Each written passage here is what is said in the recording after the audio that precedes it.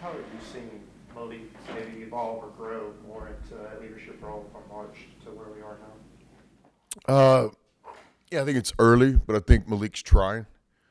I think we had some really good postseason meetings with him that kind of bled into the early summer.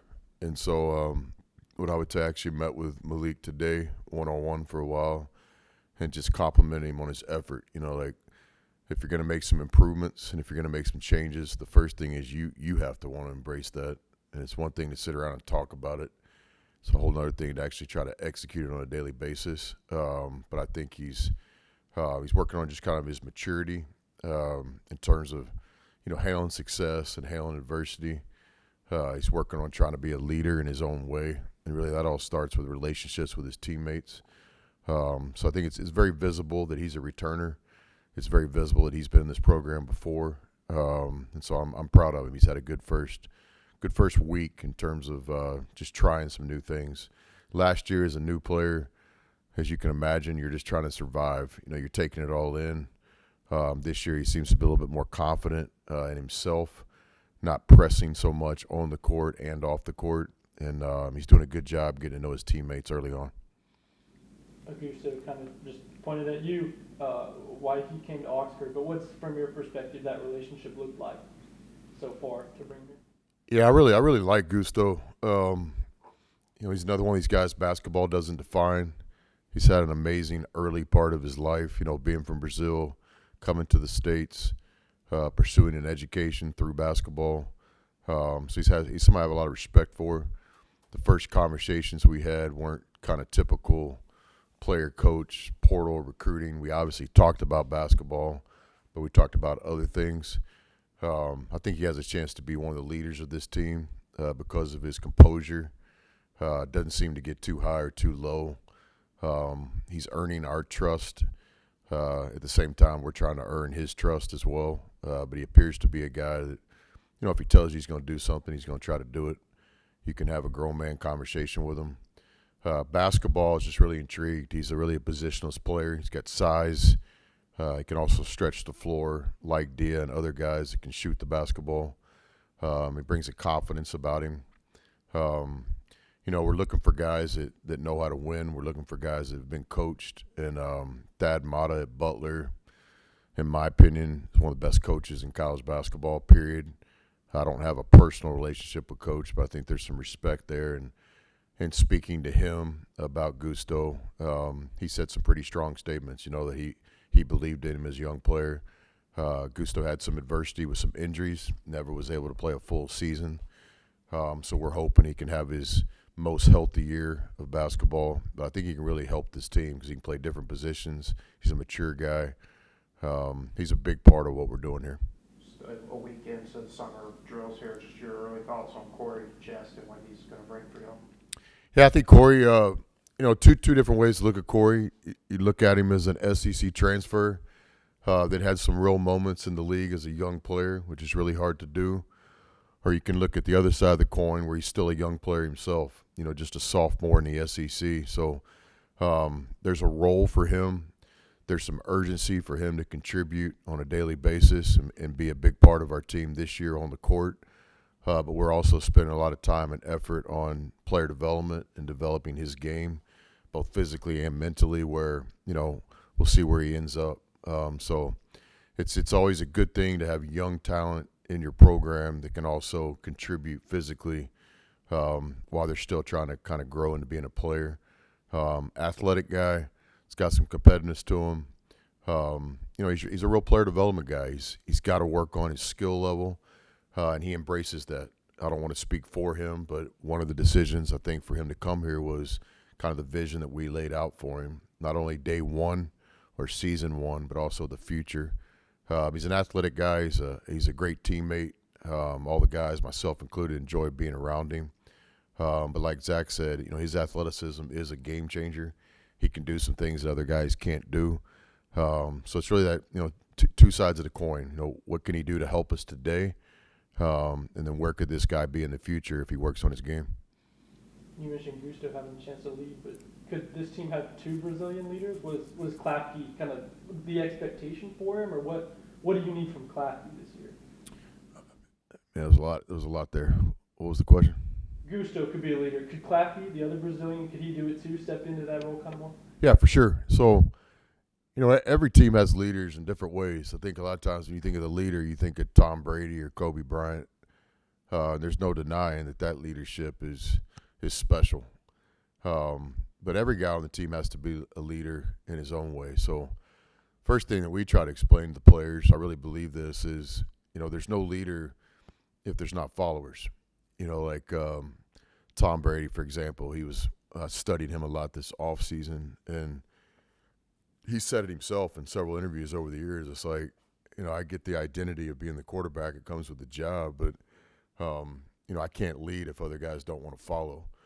And so, certainly understanding that with the players. So what most people might perceive as our leader, the captain, whoever goes out there and shake hands with the other team's player and does the coin flip or whatever. No coin flip in basketball, you know what I'm saying?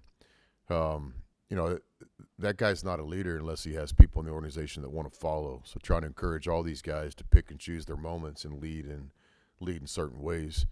Gusto has a chance to be a leader because of his experience, his age, his demeanor, his life experiences. He's been through a lot.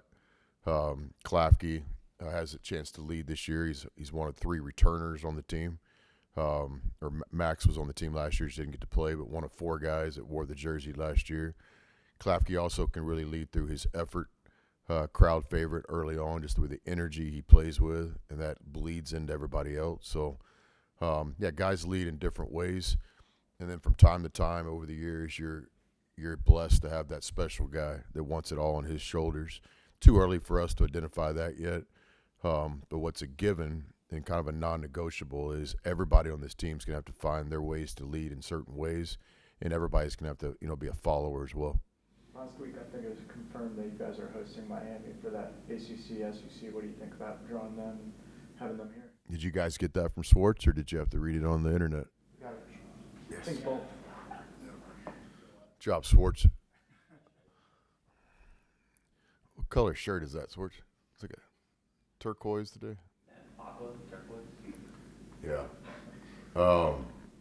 Yeah. So looking forward to the ACC Challenge. Miami coming to Oxford, home game. That's an important thing for a lot of reasons. We want to try to have quality opponents for the season ticket holders. Coach Lucas, friend of mine, known him since he was a player and competed against him over the years. A lot of respect for him. Most recently, what he did at Duke. And so we know this about Miami. They're going to be talented. They did a really good job in recruiting the spring portal. And then, Jay has a lot of just experience in basketball.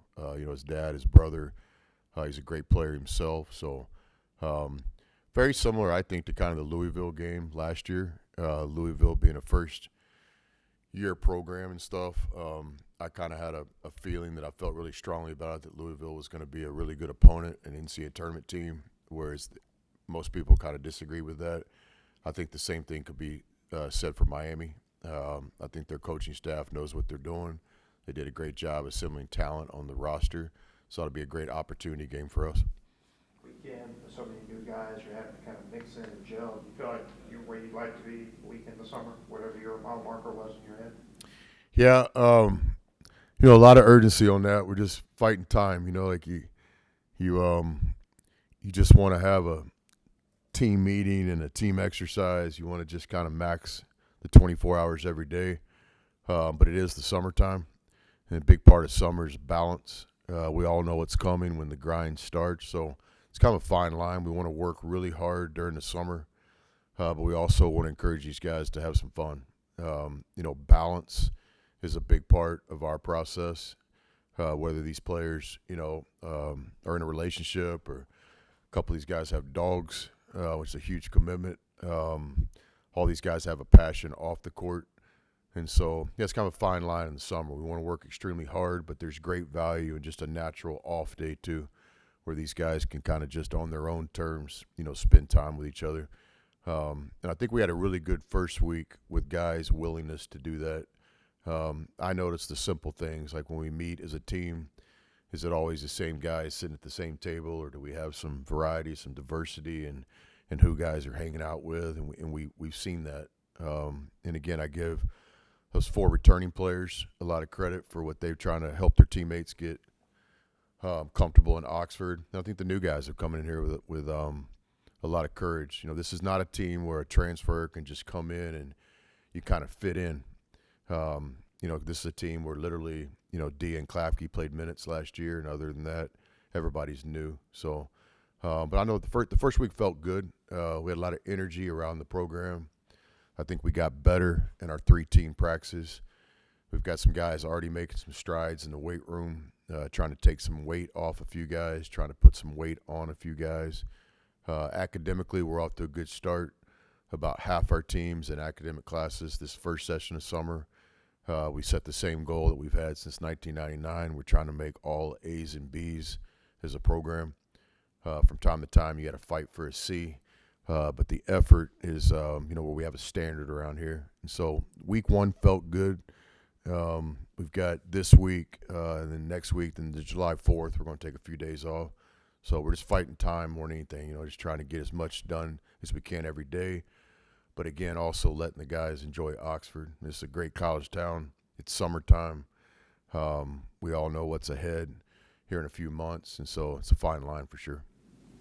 You mentioned looking at Tom Brady. I guess what made you kind of want to study him a little bit? And I was wondering, have you met him at all? Crossed paths with Tom? I don't think I've met Tom Brady. I might have shook his hand at some event, but I've never met him in terms of quality conversation or anything. But one thing that I've always done is each off season I'll try to study winning.